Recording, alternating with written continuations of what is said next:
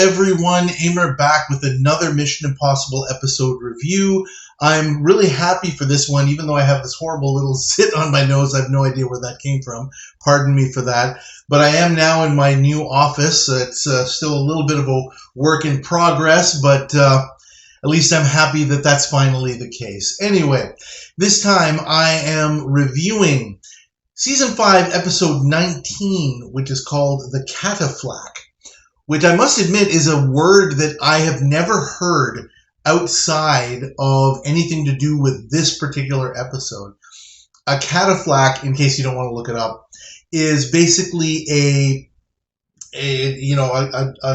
where somebody is kind of laid in state, with a coffin on public display, which is basically the focal point of this episode, as you'll see. This one starts out like old school missions do. With Jim getting instructions from a photo booth. There's no cold open here. The mission: Miguel Fuego, Premier of San Pascal, and his nephew and successor apparent, Ramon, have made a treaty with a foreign power that will see nuclear missiles that could target the U.S. And the IMF must obtain and expose the treaty before the missiles arrive. Otherwise, it's going to be something like another Cuban Missile Crisis. So we cut to San Pascal, where Ramon and Miguel visit the body of Ramon's father, Victorio, who lies in state in the Cataflaque, which is under constant guard under the watchful eye of Captain Johnny Bench of the Cincinnati Reds baseball team. Barney and Doug have somehow managed to get up into the rafters above to watch the guards change, which happens every hour. They head back to the IMF warehouse, or some kind of house, with Barney saying it'll be tough, because their part of the plan will take 55 minutes, and there is what would normally be an apartment scene, where Jim tells us that they don't know where the treaty is, but somehow they know that it will require either of the Fuegos' handprints in order to access.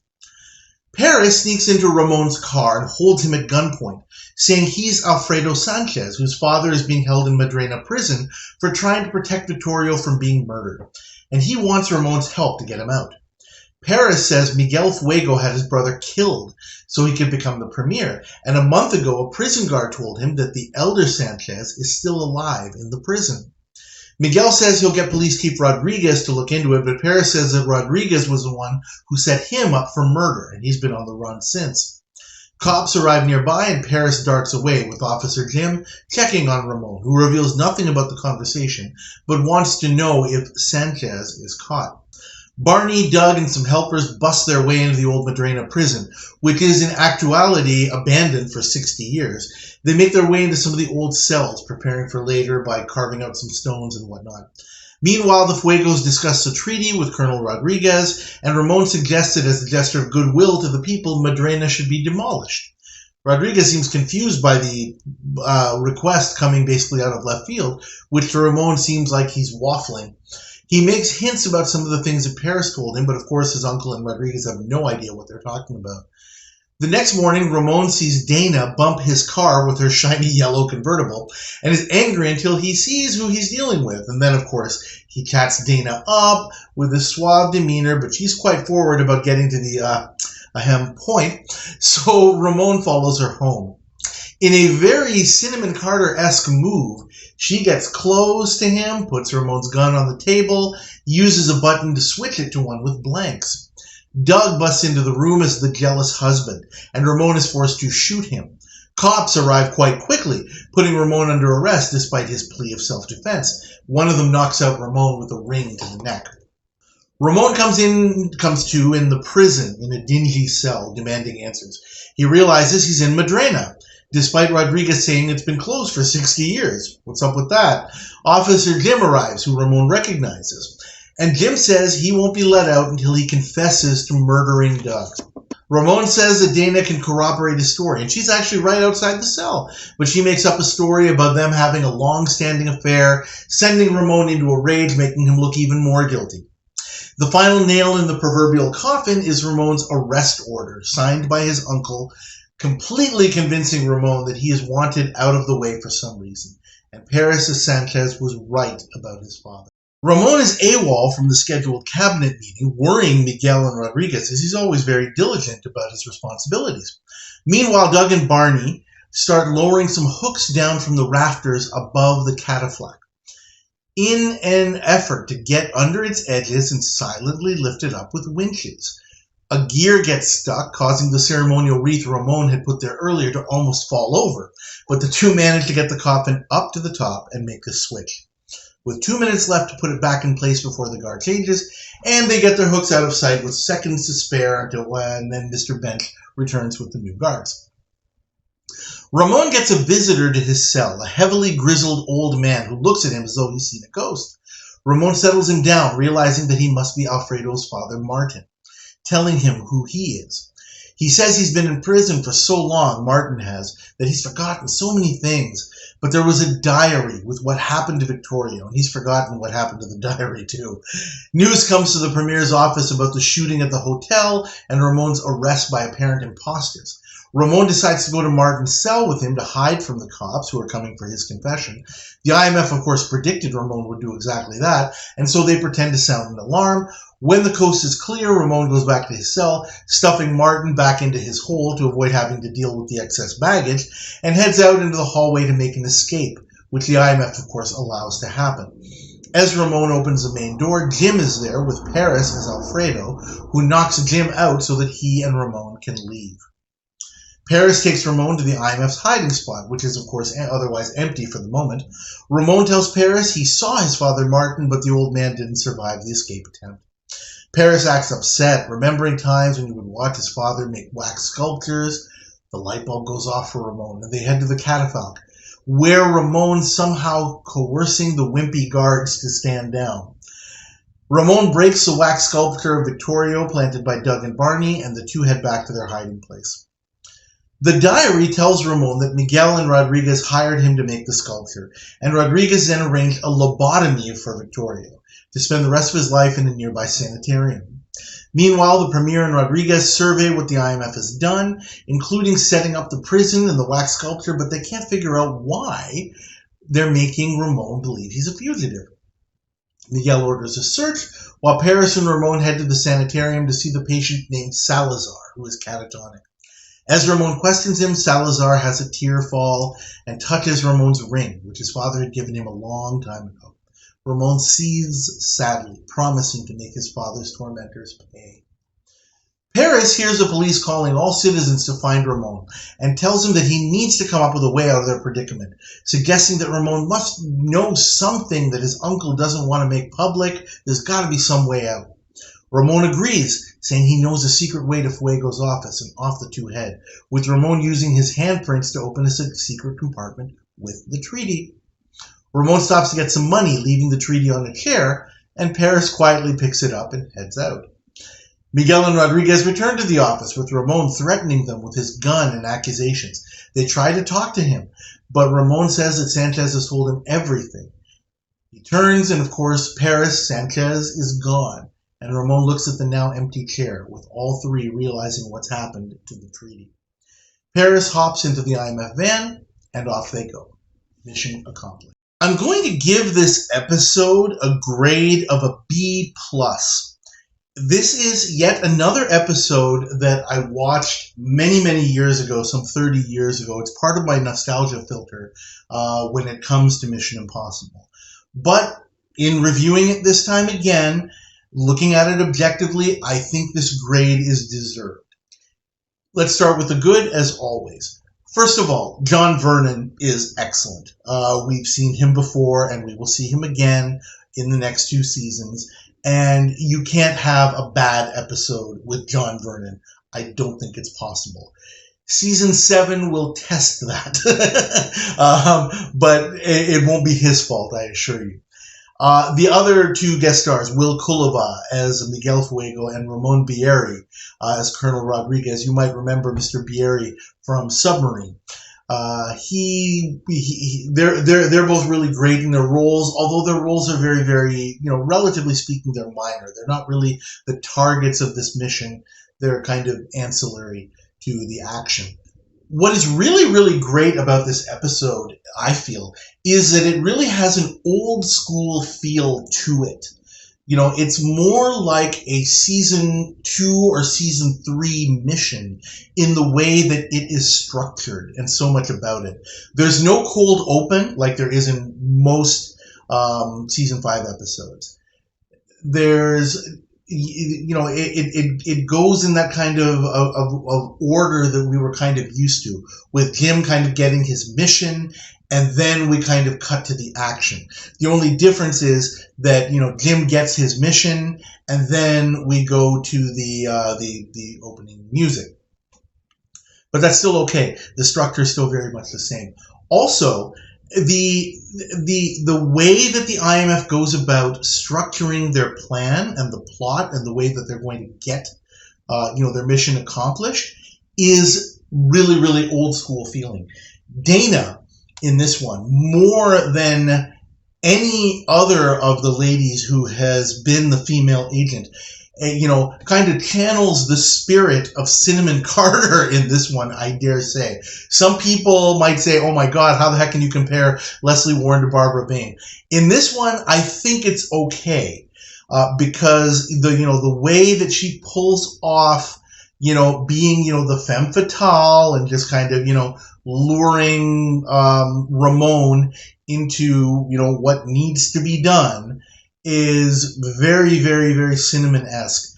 And also the little thing where, when they're in the apartment and Dana kind of uses her foot to, press a button so that, he can do the swap of the guns.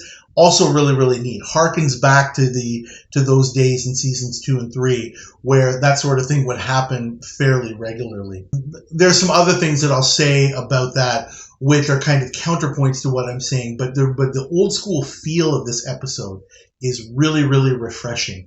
It's a really good change of pace from what we've seen in season 5. And as I pointed out, it's a mixed bag. Some are above average, some are below average, and there's no problem in my mind with them, doing things a little bit differently, but it definitely is great to have one that is old school.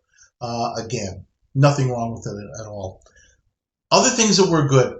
I really liked the sequence where Barney and Doug are doing the switcheroo with the Cataflaque.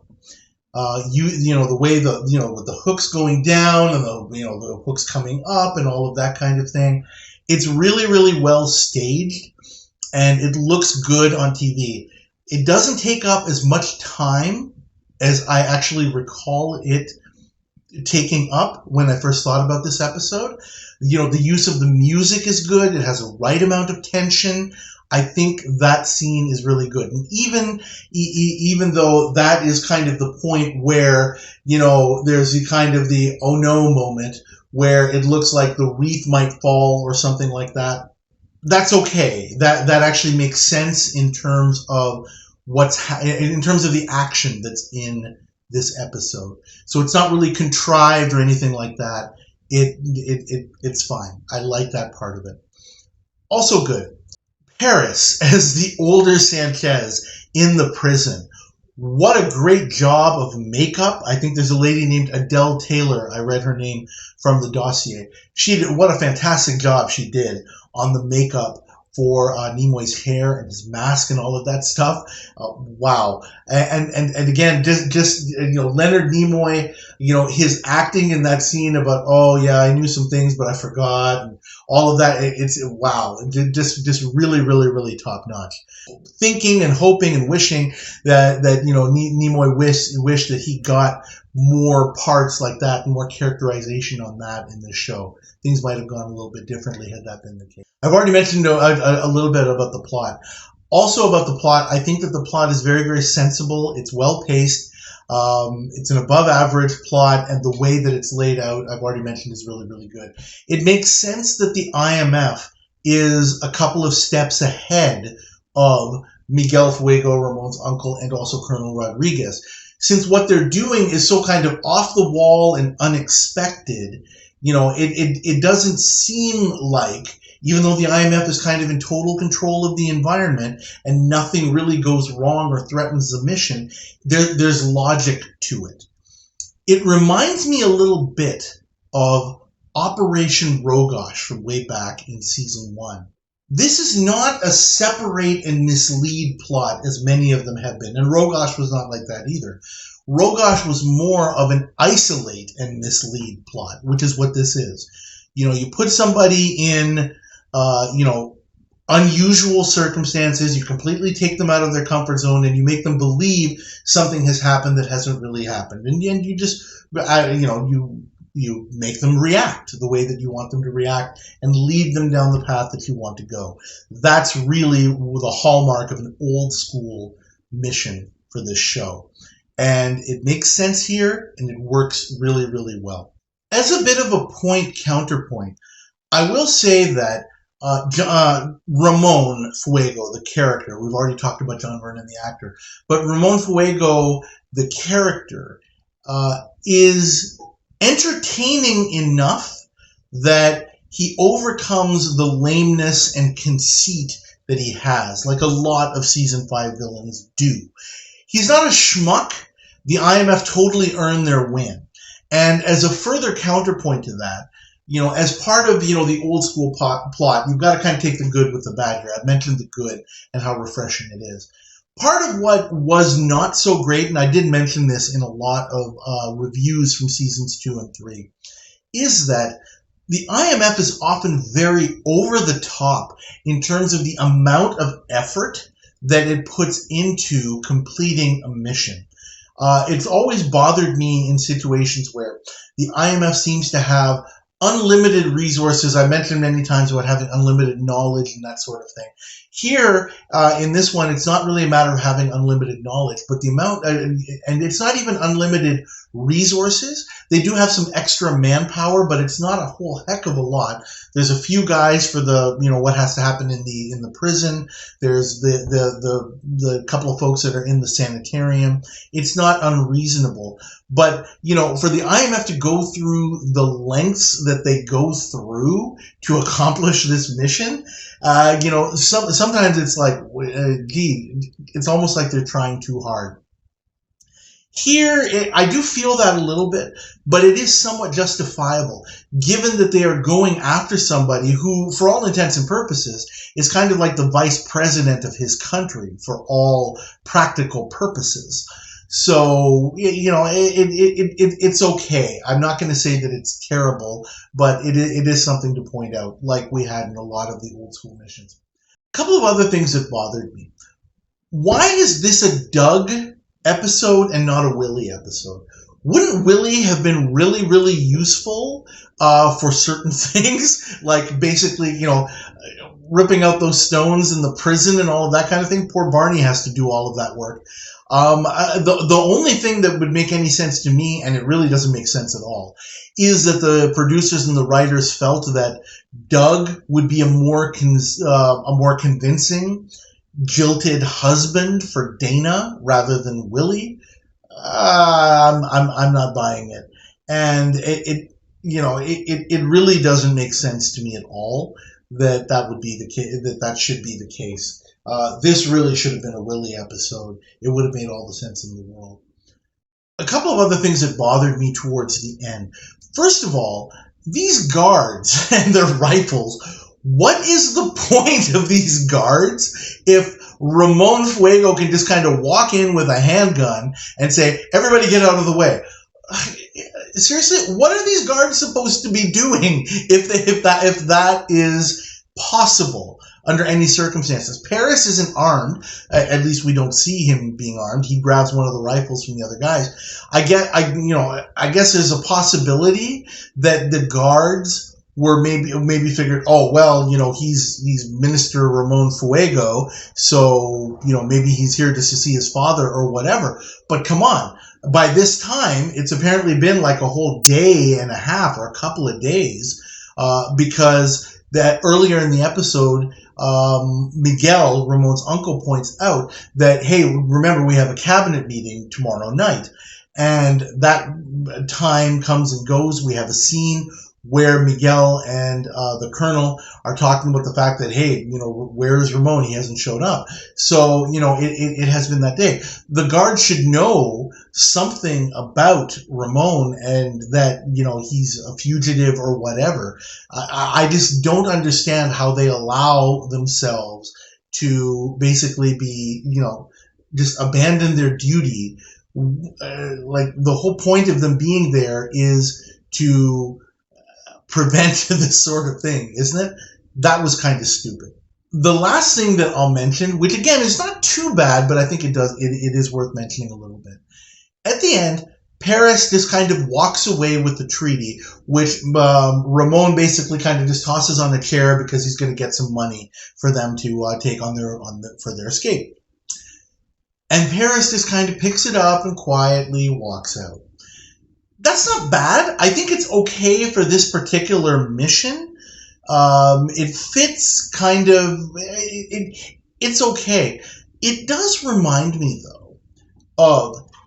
in the later 2 seasons, I think especially in season 7, there are episodes where the IMF just... we have an episode, a bunch of things happen, and then at the end of the episode, Jim will typically say to the bad guy, "Hey, I'll take that," or "Oh, okay, here we go now." And I just get the feeling in some of those episodes that, okay, we had 45 minutes of action, and you're just going to say, "Okay, yoink." And that's basically the end of the episode. This is not quite like those episodes, but it does kind of trigger that in my mind. Keep an eye out for that, because I think you're going to start seeing that sort of thing happen very, very soon, where you're going to scratch your head a little bit and say, okay, so why'd you guys go through all that if it was so easy at the end? I don't know. It worried me a little bit, but again, here it might be a little bit justifiable. It's kind of on the borderline, though. You can kind of see those little that little bit of I don't know if I want to call it laziness. That's probably not the right word, but a little bit of that kind of trope coming from the writers, where they kind of like go easy on the ending and say, we don't really know how to end this, so we're just gonna cut it like that or whatever. I don't really know what else to say about that. I don't want to make it seem like I'm trying to put this episode down for that. It doesn't really deserve it. I'm good with a grade of a B+. Anyway, I think that's enough for this episode. Thank you as always for watching. Please like this episode review video. Please subscribe to my channel if you haven't already. And looking forward to everybody starting to leave more and more comments. It's always appreciated. Thank you again, and I'll see you next time.